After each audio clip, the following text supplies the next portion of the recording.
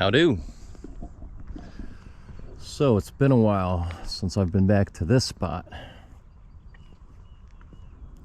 and I figured I would just stop and I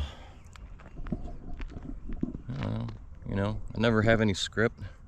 That's too much light. Let's get the camera off me. Before I say what I'm gonna say, and I'm not exactly sure what I'm gonna say, but do understand this: I am not a lost causer.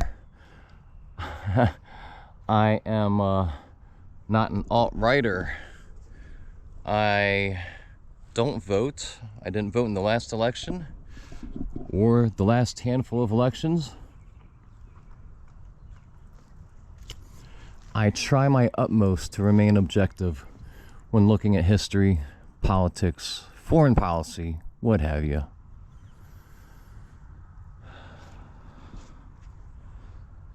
But the statue isn't here for no reason. This whole, Confederate row up and down South Confederate Ave is kind of pushed to the side of the park for a reason. But this is a very big monument. In fact, it's bigger than Meade's. That might really bother some folks. But Robert E. Lee, it must be said, was, if not a great man, certainly a great general. And there are just too many reasons to list and to name off for you guys. But again, when it came to the respect, and not just the respect that this man commanded from his subordinates and his entire army, was just unparalleled.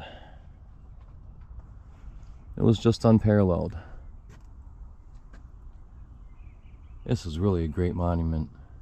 I mean, just, physically, aesthetically.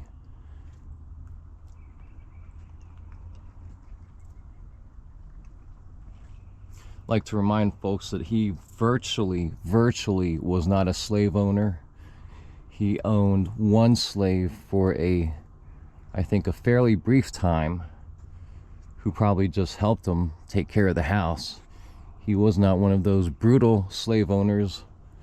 He did not have a plantation. His father-in-law did. And of course, as I mentioned in some videos that are way back in the reel now, he did for a time. He was tasked with kind of taking care of the property and just kind of managing things. I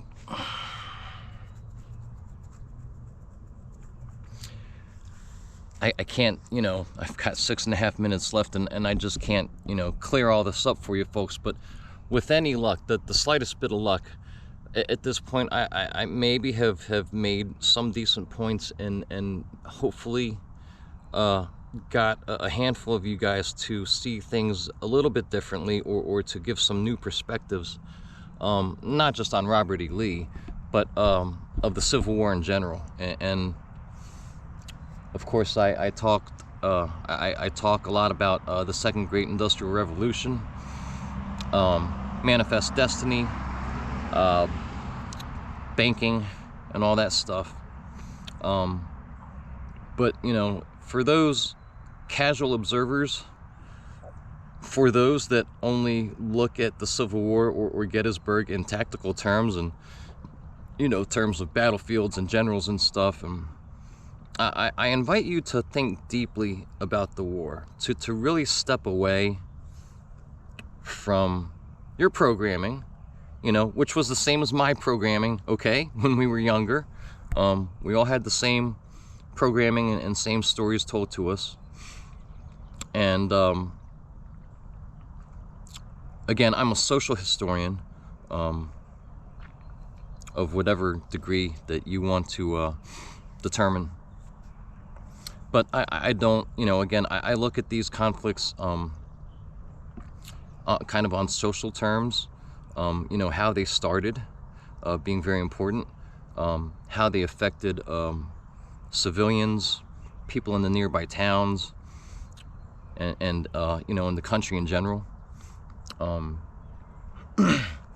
You know, the prisons, so on and so forth.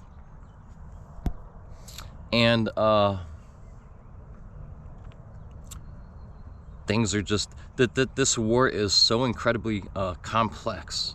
I'm not talking about Gettysburg now, but I mean the Civil War was so complex and so complicated. Anybody that, you know, we like things these days, and again, we've been programmed to desire that things be given to us, handed to us, you know, in neat little packages. And if you ever hope to have any real understanding of things when all you've been giving are neat little packages, you know, need I say more? Volumes and volumes and volumes have been written, you know, over the decades, over the generations, over almost the last 2 centuries now about this war. And still to this day, it's my opinion that you could say it hasn't been fully told, or certainly, you know, not by one historian, you know, not in one volume. Bruce Catton has not wrapped this thing up neatly, okay, in a neat little package. It's just impossible. And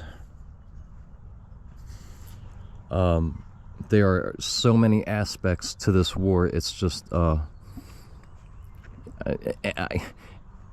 don't think I've got it fully worked out myself personally, mind you. And if there are any of you who think that you fully understand the Civil War, I beg to differ. Sorry, I beg to differ. I really do. You know, what started the war? Was it, you know, the first shots fired at Fort Sumter? Was it John Brown's raid at Harper's Ferry? Was it Bleeding Kansas? Don't forget, you know, in the story, in the larger context, right? I mean, Brown wasn't just an abolitionist, he was a militant rabble-rouser. And as far as Bleeding Kansas go, Kansas was every bit as much about westward expansion as it was about whether or not, you know, the new states should be free or be slave. Of course, the establishment would like to have you think that it was all about the status of slavery in the new states. We were still pushing westward, militarily, with force. Of course, evicting countless Native Americans. And that's, you know, of course, something that most people, you know, self-proclaimed, you know, knowledgeable folks about the Civil War like to forget and omit. That's no proper way to see this this war, this huge event, is it?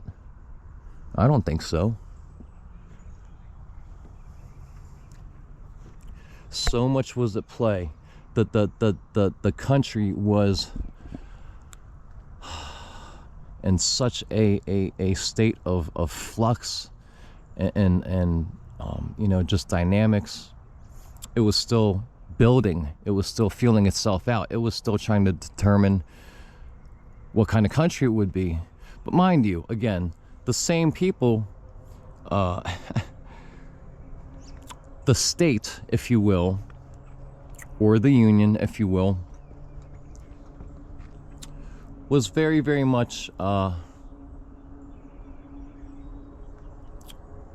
it's very much the same set of people who colonized this country to begin with, and again, who pushed westward to begin with, and again, who killed in a genocide countless Native Americans. They are the folks who insisted upon the future of this nation.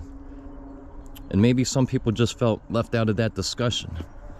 Please understand, again, I'm not a lost causer. I don't support slavery. I really don't think these things need to be said. But I'm almost at 10 minutes, guys. Just give you another look at a place that I don't venture too often, but I think some folks should venture to more. Till next one.